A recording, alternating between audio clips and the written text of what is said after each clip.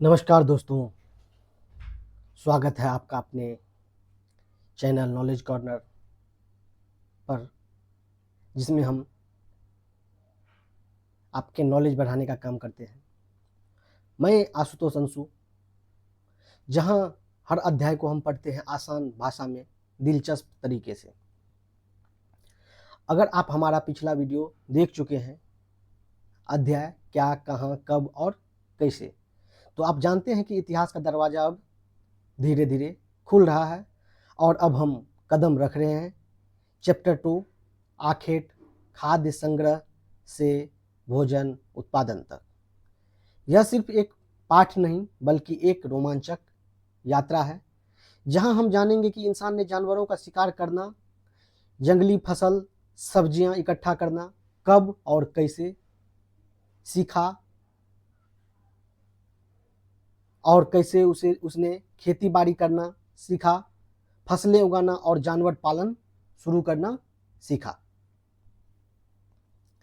तो बच्चों, अपनी सोच की टोपी पहन लो और इस वीडियो की कड़ी को आगे बढ़ाने के लिए तैयार हो जाओ, क्योंकि अब हम इतिहास के सबसे बड़े बदलावों में से एक को समझने जा रहे हैं। तो चलते हैं उस दौर की ओर जहां मानव ने सीखा भोजन खुद से बनाना। तो इस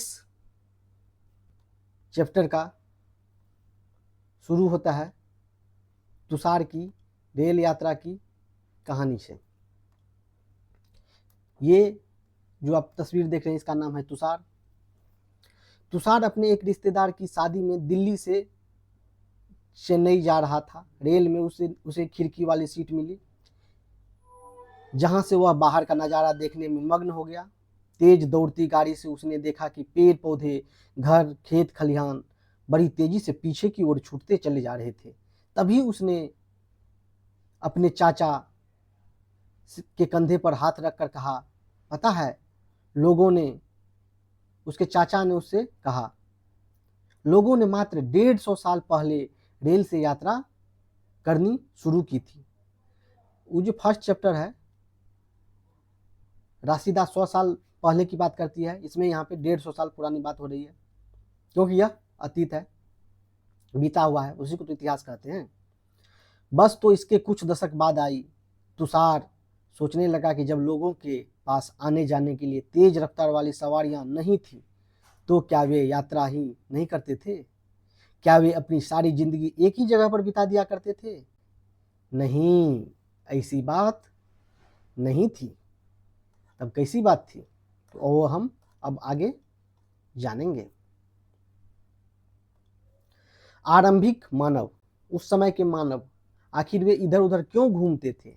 ये इस चैप्टर का सबसे पहला सब टॉपिक है। हम उन लोगों के बारे में जानते हैं जो इस उपमहाद्वीप में 20 लाख साल पहले रहा करते थे। आज हम उन्हें आखेटक खाद्य संग्राहक के नाम से जानते हैं।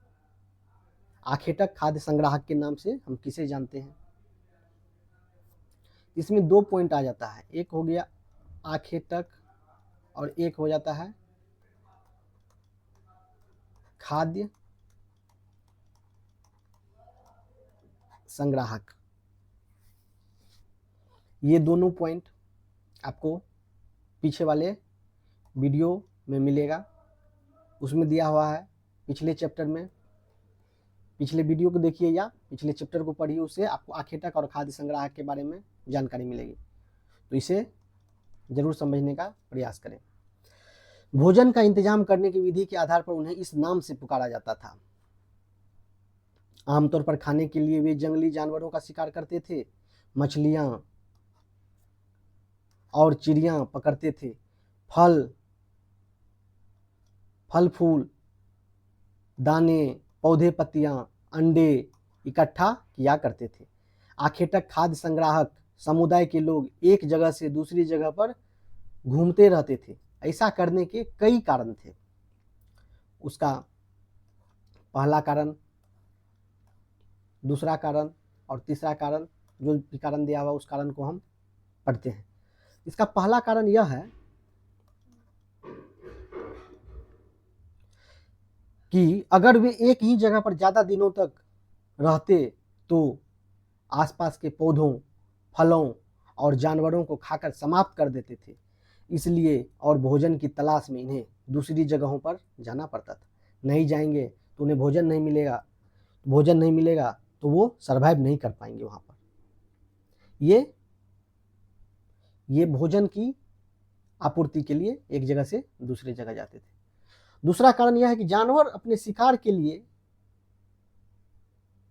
या फिर हिरन और मवेशी अपना चारा ढूंढने के लिए एक जगह से दूसरी जगह जाया करते हैं। इसलिए इन जानवरों का शिकार करने वाले लोग भी इनके पीछे पीछे जाया करते होंगे। कोई भी जानवर है,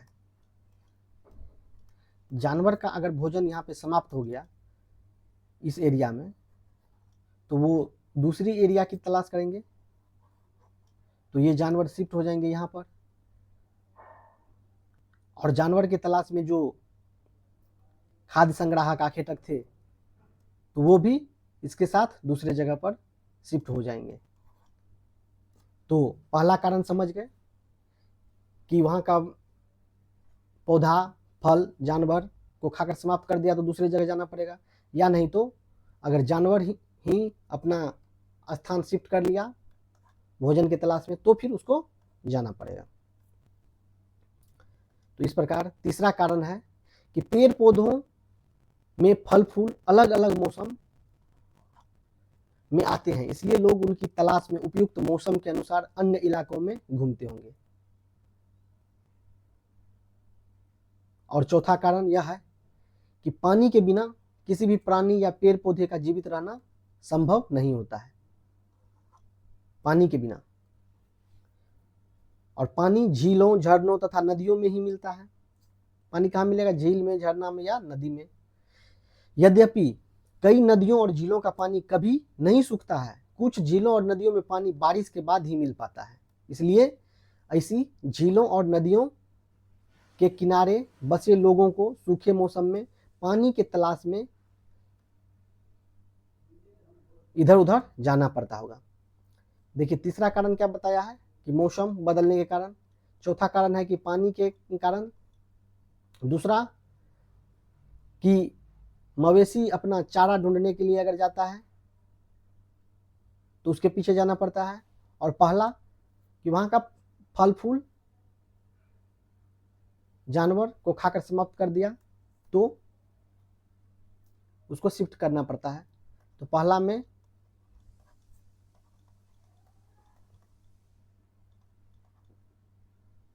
खाद्य सामग्री की आपूर्ति के लिए,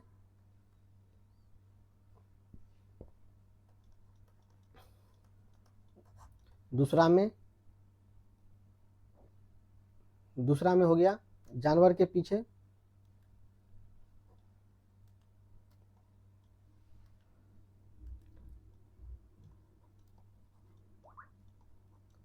और तीसरा मौसम, और चौथा पानी।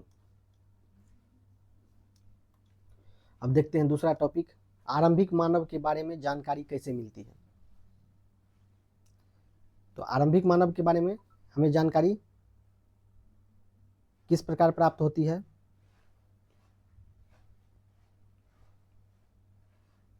उसके बारे में देखते हैं। पुरातत्वविद, देखिए ये भी आपको, पुरातत्वविद किसको कहते हैं?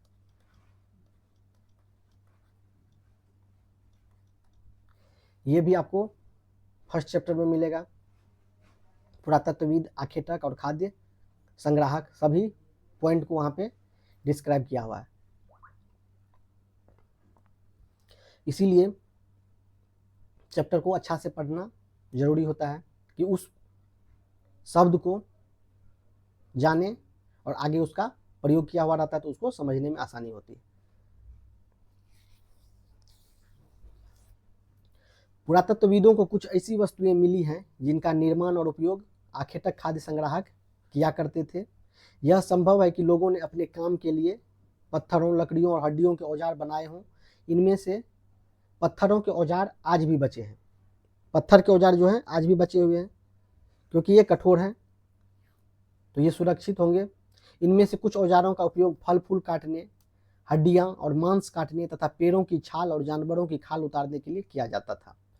कुछ के साथ हड्डियों या लकड़ियों के मुट्ठे लगाकर भाले और बाण जैसे हथियार बनाए जाते थे।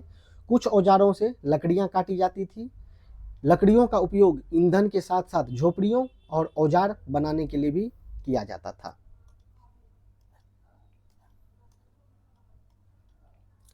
पत्थर के औजारों का उपयोग बाएं, ये पत्थर के औजार इंसान के खाने योग्य जड़ों को खोदने के लिए किया जाता था, और दाएं जानवरों की खाल से बने वस्त्रों को सिलने के लिए किया जाता था। ये दो प्रकार के औजार हैं।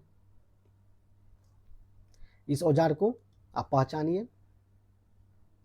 इसमें इंसान के खाने के लिए, खोदने के लिए मिट्टी को खोदा जा रहा है, उसके लिए है, और यहाँ पे जानवर के खाल से वस्त्र जो बनाया जा रहा है उसके लिए है।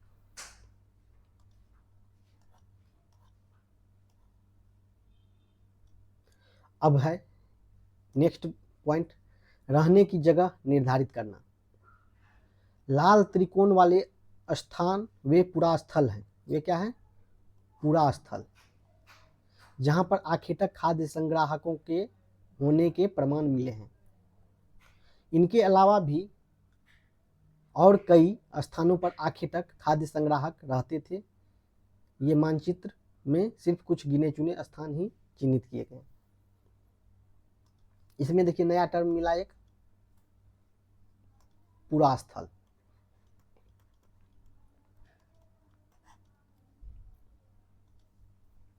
इन सभी टर्म को देखना जरूरी है। देखिए कैसे कहे थे तस्वीर, लाल त्रिकोण वाले स्थान। लाल त्रिकोण वाले स्थान में वे पुरा स्थल हैं जहां आखेटक खाद्य संग्राहकों के प्रमाण मिले हैं। देखिए लाल त्रिकोणे कहाँ कहाँ पर हैं? एक है यहाँ पर, एक है यहाँ पर, एक है कुरनुल गुफाएं। ये है पूरा पाषाणिक पुरा स्थल।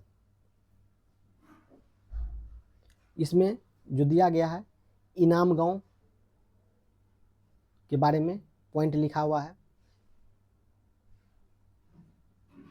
यह भीमा की सहायक नदी के किनारे की जगह है। 3600 से 2700 साल पहले लोग यहाँ रहते थे। यहाँ वयस्क लोगों को प्रायः गड्ढे में सीधा लेटाकर दफनाया जाता था और उनका सिर उत्तर की ओर होता था। और ब्रह्मगिरी एक व्यक्ति की कब्र में 33 सोने के मनके और शंख पाए गए हैं। और अब हम आगे चलिए पढ़ते हैं क्या दिया हुआ है इस सब के बारे में।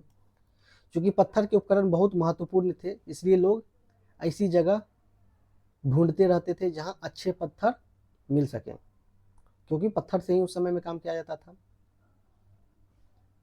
भीमबेटका आधुनिक में भी जो है वह मध्य प्रदेश है। इस पूरा स्थल पर गुफाएं व कंदराएं मिले हैं। लोग इन गुफाओं में इसलिए रहते थे क्योंकि उन्हें यहाँ बारिश, धूप और हवाओं से राहत मिलती थी। ये गुफाएं नर्मदा घाटी के पास हैं। कुछ ये एक शैल चित्रकला है। इस चित्र के बारे में बताओ। इन गुफाओं में लोग रहते थे, उनमें से कुछ की दीवारों पर चित्र मिले हैं। इनमें कुछ सुंदर उदाहरण मध्य प्रदेश और दक्षिणी उत्तर प्रदेश की गुफाओं से मिले चित्र हैं। इनमें जंगली जानवरों का बड़ी कुशलता से सजीव चित्रण किया गया है। मध्य प्रदेश और दक्षिणी उत्तर प्रदेश की गुफा से ये शैल चित्र मिले हैं।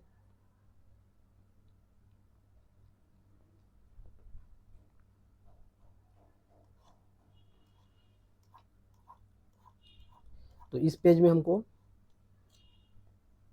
फैक्चुअल जानकारी मिली। एक भीमबेटका के बारे में और दूसरा शैल चित्र के बारे में। शैल चित्र मध्य प्रदेश और दक्षिणी उत्तर प्रदेश की गुफाओं से मिले चित्र हैं। इनमें जंगली जानवरों का बड़ी कुशलता से सजीव चित्रण किया गया है।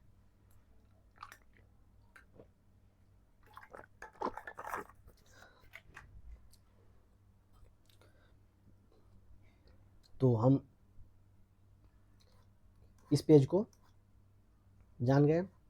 अब देखिए ऊपर में जो पूरा स्थल दिया हुआ था उसका जानकारी यहाँ पे दिया हुआ है पूरा स्थल के बारे में। तो इसीलिए फिर अब ये पूरा स्थल इसके बाद आपको इस प्रकार से परिभाषित किया हुआ नहीं मिलेगा, और इस पूरा स्थल का प्रयोग बार बार आगे की कक्षा में और इस चैप्टर के बाद प्रयोग किया जाएगा। अन्य विषय में भी इसका प्रयोग किया जा सकता है, क्योंकि एनसीईआरटी ने एक बार आपको पूरा स्थल वर्ग 6 के दूसरे अध्याय में समझा दिया है।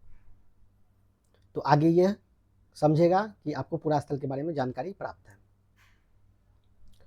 तो पूरा स्थल उस स्थान को कहते हैं जहां औजार, बर्तन और इमारतें जैसी वस्तुओं के अवशेष मिलते हैं। क्या मिलते हैं? अवशेष। ऐसी वस्तुओं का निर्माण लोगों ने अपने काम के लिए किया था और बाद में वे उन्हें वहीं छोड़ गए। ये जमीन के ऊपर, अंदर, कभी कभी समुद्र और नदी के तले में भी पाए जाते हैं। इन पुरा स्थलों के बारे में आपको अगले अध्यायों में बताया जाएगा।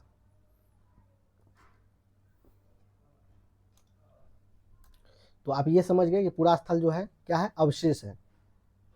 किस चीज का? औजार, बर्तन और इमारतें का अवशेष है। तो इसमें अभी पहला पॉइंट हमको ये मिला है, ये अवशेष है पूरा स्थल। किसका? औजार, बर्तन और इमारत का। अब है आग की खोज। मानचित्र 2 में कुरनूल गुफा देखे हैं, यहाँ राख के अवशेष मिले। कहाँ से? राख के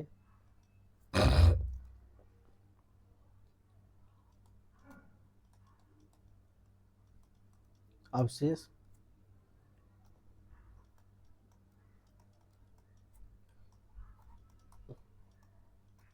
कुरनूल की गुफा से प्राप्त हुए हैं। इसका मतलब यह है कि आरंभिक लोग आग जलाना सीख गए थे। तो इसका मतलब यह है राख के अवशेष मिले हैं, तो उससे क्या मिल गया पता? कि उस समय के लोग आग जलाना सीख गए थे। आग का इस्तेमाल कई कार्यों के लिए किया गया होगा, जैसे कि प्रकाश के लिए, रोशनी के लिए, मांस भूनने के लिए और खतरनाक जानवरों को दूर भगाने के लिए। आग का प्रयोग किस किस चीज के लिए किया होगा? तो एक रोशनी के लिए,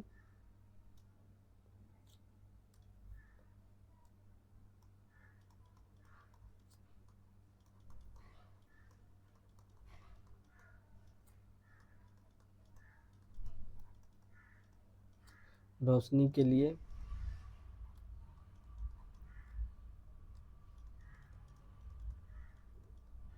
मांस को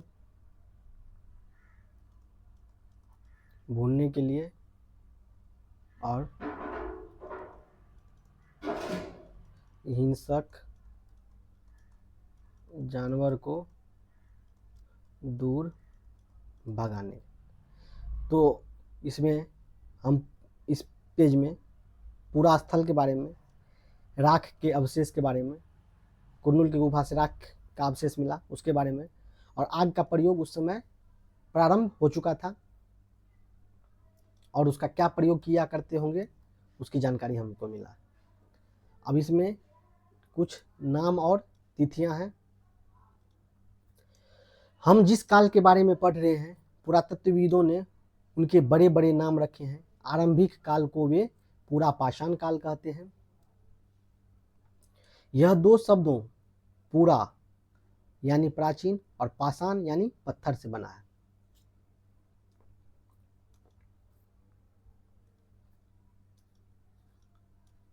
इसमें मिला पूरा पाषाण, उसमें भी ये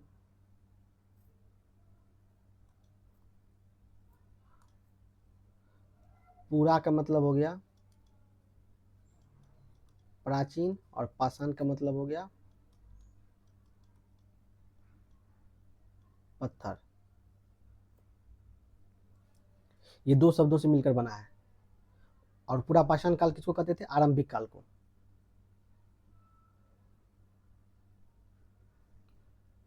यह नाम पूरा स्थलों से प्राप्त पत्थर के औजारों के महत्व को बताता है। पूरा पाषाण काल 20 लाख साल पहले से 12,000 साल पहले के दौरान माना जाता है। पूरा पाषाण को हम क्या कहते हैं?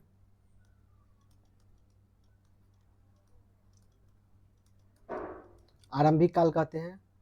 और ये 20 लाख से 12,000 साल पहले की बात है। इस काल को भी 3 भागों में विभाजित किया गया है: आरंभिक, मध्य एवं उत्तर पूरा पाषाण युग।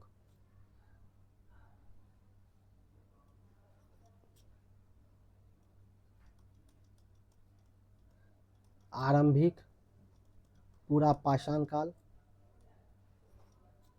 मध्य पूरा पाषाण काल और उत्तर पूरा पाषाण काल। मानव इतिहास की लगभग 99% कहानी इसी काल के दौरान घटित हुई है। जिस काल में हमें पर्यावरणीय बदलाव मिलते हैं उसे मीसोलिथ यानी मध्य पाषाण युग कहते हैं। पूरा पाषाण तो हो गया, अब क्या है? मध्य पाषाण काल।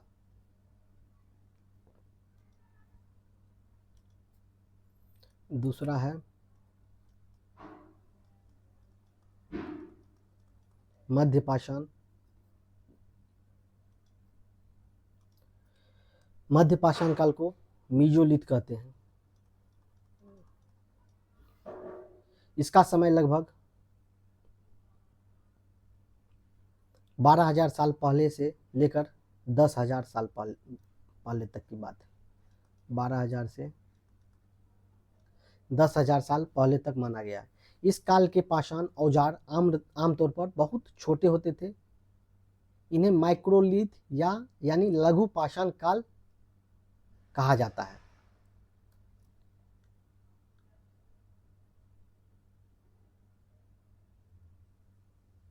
प्रायः इन औजारों में हड्डियों या लकड़ियों के मुट्ठे लगे हंसिया और आरी जैसे औजार मिलते थे। साथ साथ पूरा पाषाण युग वाले औजार भी इस दौरान बनाए जाते रहे।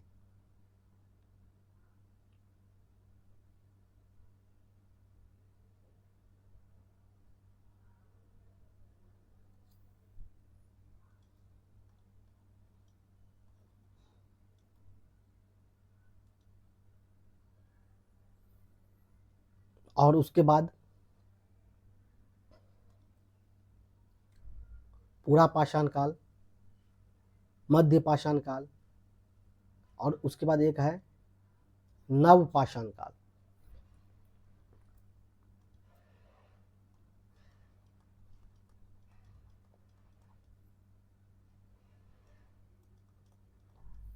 आपको हम इसका नोट्स भी अवेलेबल करवाने का प्रयास करेंगे, जो कि इससे मेन कुछ मुख्य कंटेंट हैं उसको हम निकाल के बाहर उस नोट्स में दे दें। और नोट्स का PDF आपको टेलीग्राम चैनल नॉलेज कॉर्नर पर ही मिल जाएगा। और अगर आपको नोट्स वाली वीडियो चाहिए तो आप कमेंट में मुझे ज़रूर बताएं। अब अगले युग की शुरुआत नव पाषाण काल 10,000 साल पहले से होती है। नव पाषाण युग कहा जाता है इसको, जो कि मध्य पाषाण काल के बाद, मध्य पाषाण युग के बाद नव पाषाण युग शुरू हो जाता है। नव पाषाण का मतलब होता है क्या होगा? हमने कुछ स्थानों के नाम दिए हैं अगले अध्याय में। तुम्हें ऐसे अनेक नाम मिलेंगे। अक्सर हम पुराने स्थानों के लिए उन नामों का प्रयोग करते हैं जो आज प्रचलित हैं, क्योंकि हमें ज्ञात नहीं कि उस काल में इनके क्या नाम रहे होंगे। तो हम इस पेज नंबर 15 में क्या देख लिए, ये तीनों काल के बारे में इसमें जानकारी मिली है, पूरा पाषाण काल, मध्य पाषाण काल और नव पाषाण काल। और आग का प्रयोग राख के अवशेष कुरनूल की गुफा से प्राप्त हुई। और पुरास्थल, पुरास्थल किसको कहते हैं, अवशेष जैसे कि औजार, बर्तन और इमारत के अवशेष प्राप्त होते हैं। अब अगले जो है अध्याय में हम प्रवेश करते हैं।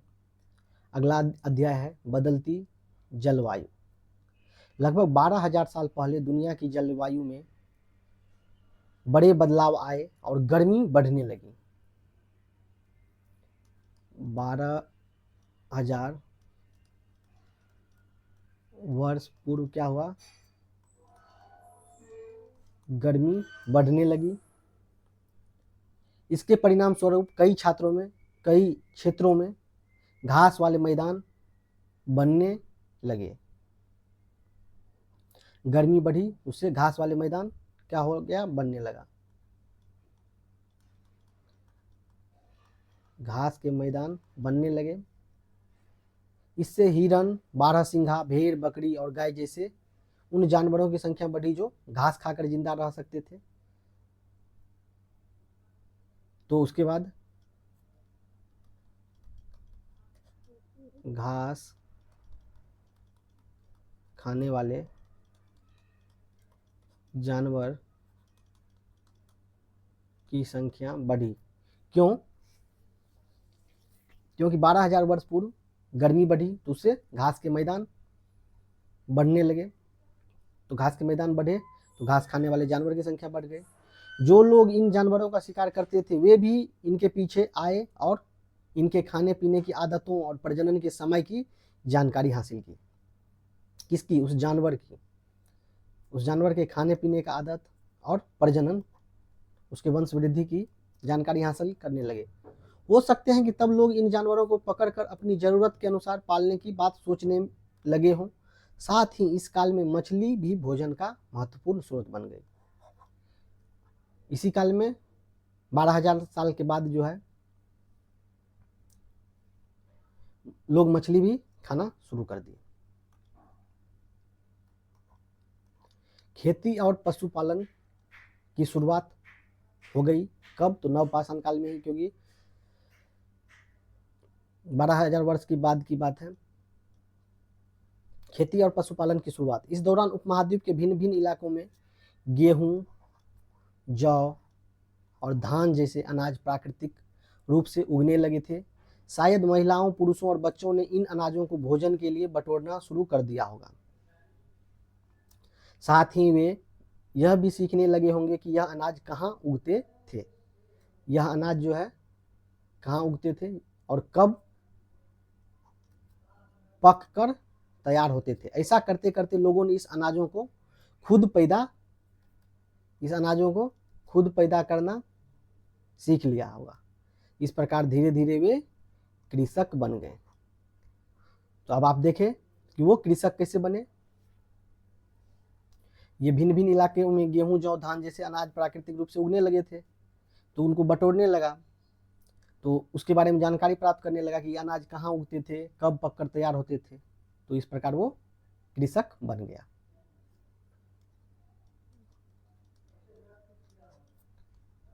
कृषक कैसे बना? इसी तरह लोगों ने अपने घरों के आसपास चारा रखकर जानवरों को आकर्षित कर उन्हें पालतू बनाया होगा। कुछ चारा ला के रख दिया तो वो जानवर वहां पर भोजन की तलाश में पहुंचे तो उसको फिर धीरे धीरे पालतू बना लिया। सबसे पहले जिस जंगली जानवर को पालतू बनाया गया वह कुत्ते का जंगली पूर्वज था।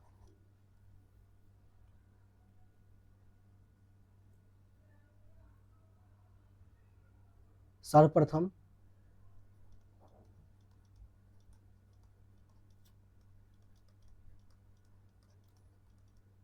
पालतू बनाया गया किसको? कुत्ता, जो कि जंगली कुत्ता का पूर्वज था। धीरे धीरे लोग उसके बाद भेड़, बकरी, गाय और सूअर जैसे जानवरों को अपने घरों के नज़दीक आने को उत्साहित करने लगे। ऐसे जानवर झुंड में रहते थे और ज़्यादातर घास खाते थे। अक्सर लोग अन्य जंगली जानवरों के आक्रमण से इनकी सुरक्षा किया करते थे और इस तरह धीरे धीरे वे पशुपालक बन गए होंगे। पहले वो कृषक बने और फिर पशुपालक बन गए।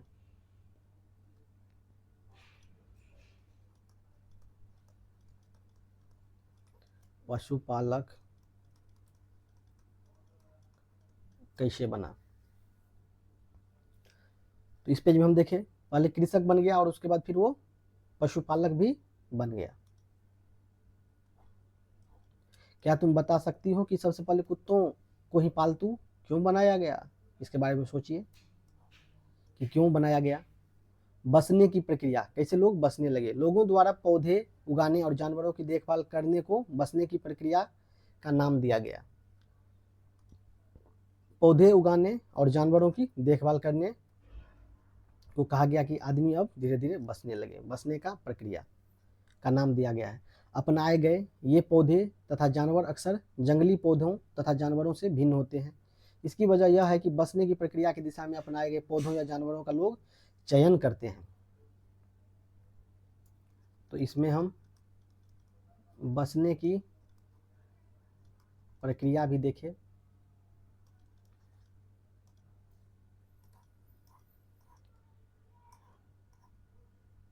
उदाहरण के तौर पर लोग उन्हीं पौधों तथा जानवरों का चयन करते हैं जिनके बीमार होने की संभावना कम हो। यही नहीं, लोग उन्हीं पौधों को चुनते हैं जिनसे बड़े दाने वाले अनाज पैदा होते हैं, साथ ही जिनकी मजबूत डंठलें अनाज के पके दाने के भार को संभाल सके। ऐसे पौधों के बीज को संभाल कर रखा जाता है ताकि फिर से उगने के लिए उनके गुण सुरक्षित रह सके। उन्हीं जानवरों को आगे प्रजनन के लिए चुना जाता है जो आमतौर पर अहिंसक होते हैं। अब हिंसक जानवर को हम लोग थोड़े पालने का प्रयास करते हैं। शेर को, बाघ को कोई पालता है? नहीं पालता। वो सब हिंसक जानवर है। जो अहिंसक हो और हमारे लिए लाभप्रद हो, उसी का हम लोग चयन करते हैं पालने के लिए। इसलिए हम देखते हैं कि पाले गए जानवर तथा कृषि के अपनाए गए पौधे जंगली जानवरों तथा पौधों से धीरे धीरे भिन्न होते गए। मिसाल के तौर पर जंगली जानवरों की तुलना में पालतू जानवरों के दांतें और सींग छोटे होते हैं। बसने की प्रक्रिया पूरी दुनिया में धीरे धीरे चलती रही। यह करीब 12,000 साल पहले शुरू हुई। वास्तव में आज हम जो भोजन करते हैं वो इसी बसने की प्रक्रिया की वजह से है। कृषि के लिए अपनाई गई सबसे प्राचीन फसलों में गेहूं तथा जौ आते हैं। उसी तरह सबसे पहले पालतू बनाए गए जानवरों में कुत्ते।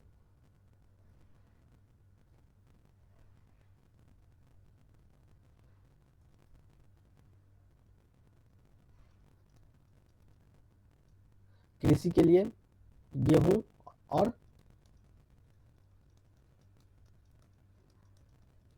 जौ। सबसे पहले पालतू जो बनाया गया,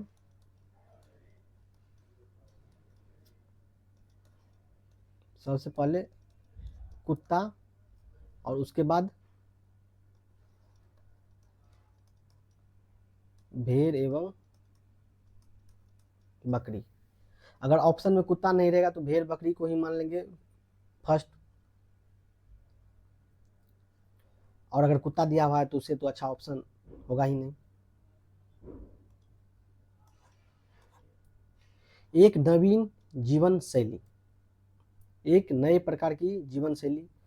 तुम किसी पौधे के बीज को बो कर देखो, तुम पाओगी कि इसे विकसित होने में कुछ वक्त लगता है। इसमें कुछ दिन, महीना या फिर साल भी लग जाते हैं। कुछ दिन लगते हैं, कुछ महीना या कुछ साल तक लग सकता है। इसलिए जब लोग पौधे उगाने लगे तो उनकी देखभाल के लिए उन्हें एक ही जगह पर लंबे समय तक रहना पड़ा था। बीज बोने से लेकर फसलों के पकने तक पौधों की सिंचाई करने, खरपतवार हटाने, जानवरों और चिड़िया से उनकी सुरक्षा करने जैसे बहुत से काम शामिल थे। कटाई के बाद अनाज का उपयोग बहुत संभाल कर करना पड़ता था। अनाज को भोजन और बीज दोनों ही रूपों में बचाकर रखना आवश्यक था, इसलिए लोगों को इसके भंडारण की बात सोचनी पड़ी। तो अब ये धीरे धीरे भंडारण भी, उसके बारे में भी सोचने लगा। बहुत से इलाकों में लोगों ने मिट्टी के बड़े बड़े बर्तन बनाए, टोकरियां बुनी या फिर जमीन में गड्ढा खोदा। तो इस प्रकार नए कुछ जीवन शैली आ गए, इसमें टोकरी बनाने के लिए, गड्ढा में रखने के लिए, ये सब चीज सीखने लगे। अब उसके बाद जानवर चलते फिरते खाद्य भंडार। जानवर बच्चे देते हैं जिससे उनकी संख्या बढ़ती है। अगर जानवरों की देखभाल की जाए तो उनकी संख्या तो बढ़ती ही है, साथ ही उनसे दूध भी प्राप्त हो सकता है, जो भोजन का एक अच्छा स्रोत है। यही नहीं, जानवरों से हमें मांस भी मिलता है। दूसरे शब्दों में पशुपालन भोजन के भंडारण का एक तरीका है। पशुपालन क्या है?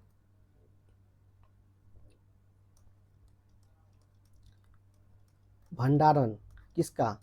भोजन का। यह एक तरीका है। आओ आरंभिक कृषकों और पशुपालकों के बारे में पता करें। क्या तुम्हें कई नीले वर्ग दिख रहे हैं? उसी क्या कहते हैं, नक्शा को देखने के लिए कह रहा है, जो कि पृष्ठ संख्या 13 पर दिया हुआ है, मानचित्र 2। इनमें से प्रत्येक बिंदु उस जगह को दर्शाता है जहां पुरातत्वविदों को शुरुआती कृषकों और पशुपालकों के होने के साक्ष्य मिले हैं। ये पूरे उपमहाद्वीप में पाए गए हैं। इनमें सबसे महत्वपूर्ण पश्चिमोत्तर क्षेत्र में, आधुनिक कश्मीर में और पूर्वी तथा दक्षिण भारत में पाए गए हैं। कृषकों और पशुपालकों के होने का साक्ष्य मिले हैं, पूरे उपमहाद्वीप में पाए गए हैं। सबसे महत्वपूर्ण पश्चिमोत्तर क्षेत्र में, आधुनिक कश्मीर में और पूर्वी तथा दक्षिणी भारत में कृषकों और पशुपालकों के साक्ष्य मिले हैं। वास्तव में ये निर्दिष्ट स्थान कृषकों और पशुपालकों की बस्तियां थी या नहीं, इसे जांचने के लिए वैज्ञानिक खुदाई में मिले पौधों और पशुओं की हड्डियों के नमूनों का अध्ययन करते हैं। इनमें से सबसे रोचक जले हुए अनाज के दानों के अवशेष हैं। सबसे रोचक क्या है? अनाज के दानों के अवशेष। ऐसा लगता है कि ये गलती से या फिर जानबूझकर जलाए गए होंगे। वैज्ञानिक इन अनाज के दानों की पहचान कर सकते हैं। इस तरह हमें पता चलता है कि इस उपमहाद्वीप के विभिन्न भागों में बहुत सारे फसलें उगाई जाती रही होंगी। वैज्ञानिक विभिन्न जानवरों की हड्डियों की भी पहचान कर सकते हैं। सबसे रोचक बात क्या रही कि उसमें जले हुए अनाज मिले हैं। अब चलते हैं अस्थाई जीवन की ओर। अभी तक तो घूम फिर कर एक जगह से दूसरे जगह जाकर अपना जीवन व्यतीत कर रहा था। पुरातत्वविदों को कुछ पुरा स्थलों पर झोपड़ियां और घरों के निशान मिले हैं। झोपड़ी के और घर के निशान मिले हैं, जैसे कि बुर्ज होम। बुर्ज होम कहाँ पे है? वर्तमान कश्मीर में है। ये अभी के कश्मीर में है। बुर्ज होम के लोग गड्ढे के नीचे घर बनाते थे, जिन्हें गर्तवास कहा जाता था। देखिए, गर्तवास के बारे में भी आपको जानकारी दे दिया। गर्तवास किसको कहते थे? गड्ढे के नीचे घर बनाना।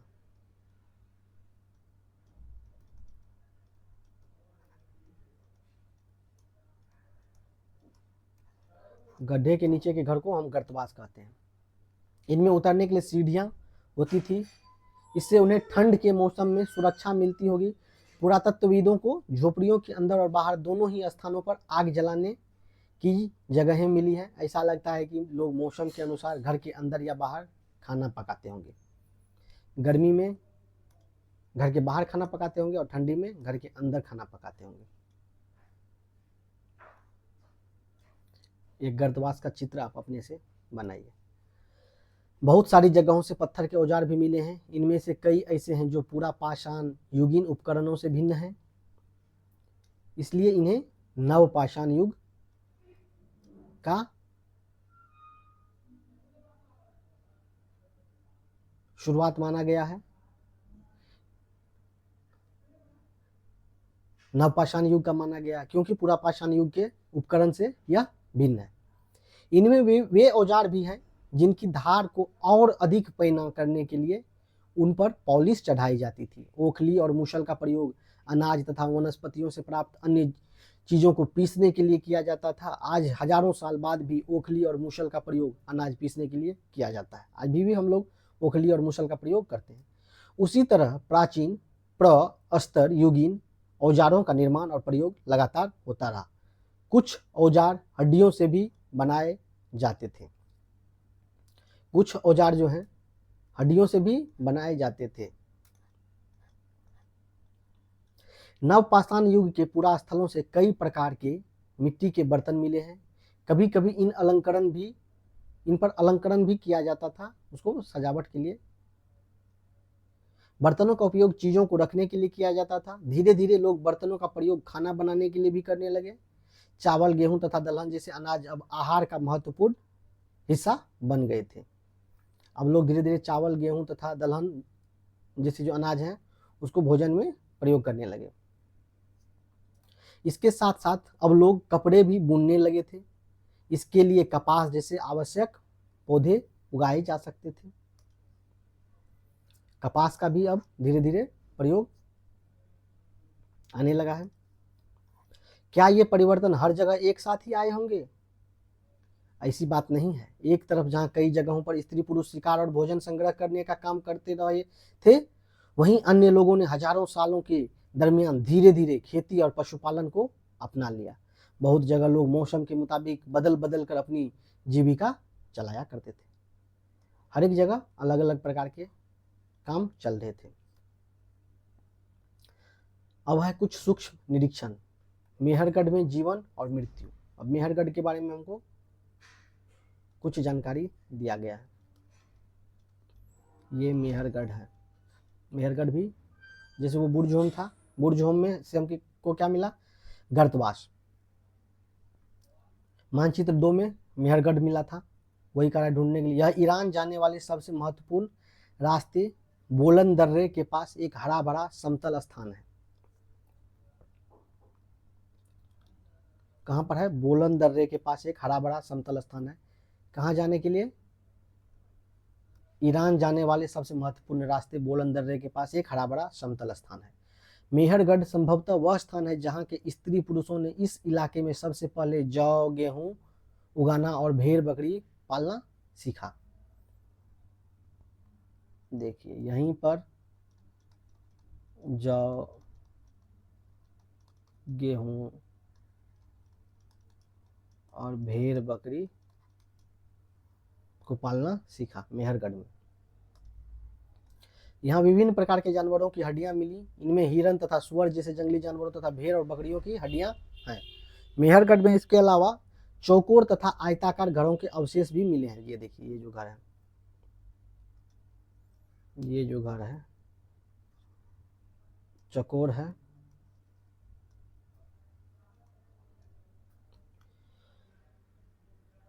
आयताकार है। प्रत्येक घर में 4 या उससे ज्यादा कमरे हैं, जिनमें से कुछ संभवतः भंडारण के काम आते होंगे।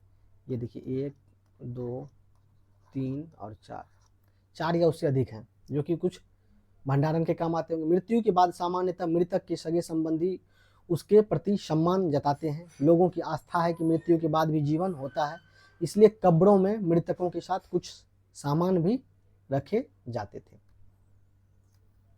कब्र में मृतक के साथ कुछ सामान भी रखे जाते थे। मेहरगढ़ में ऐसी कई कब्रें मिली हैं। एक कब्र में एक मृतक के साथ एक बकरी को भी दफनाया गया था। संभवतः इसे परलोक में मृतक के खाने के लिए रखा गया होगा। कब्र में एक मृतक के साथ एक बकरी कहाँ पे मिला? मेहरगढ़ में।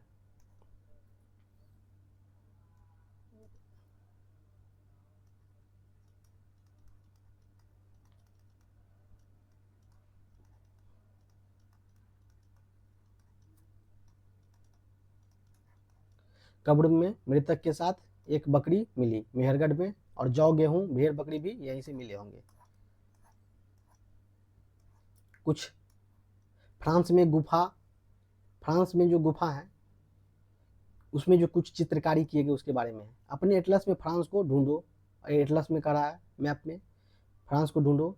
यह चित्र फ्रांस की एक गुफा का है। इस पुरास्थल की खोज लगभग 100 साल पहले 4 स्कूली छात्रों ने की थी। इस तरह के चित्र लगभग 20,000 साल पहले से लेकर के 10,000 साल पहले के बीच बनाए गए होंगे। इनमें कई जानवरों के चित्र हैं।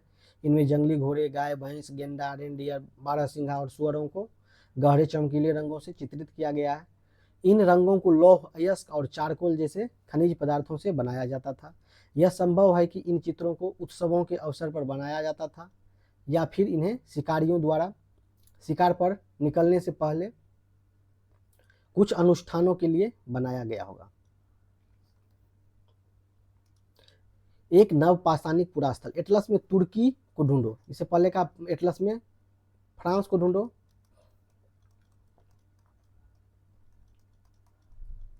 फ्रांस और अब तुर्की। नवपाषाण युग के सबसे प्रसिद्ध पुरास्थलों में एक चताल युग तुर्की में है। नवपाषाण युग के सबसे प्रसिद्ध पुरास्थलों में तुर्की में एक क्या है प्रसिद्ध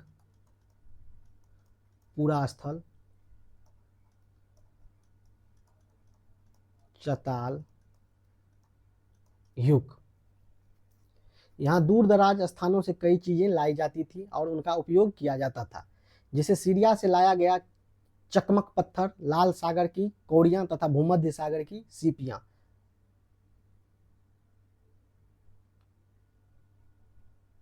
ध्यान रहे कि उस समय तक पहिए वाले वाहन का विकास नहीं हुआ था। लोग सामान खुद या जानवरों की पीठ पर लादकर ले जाया करते थे। पहिए का आविष्कार अभी तक नहीं हुआ है।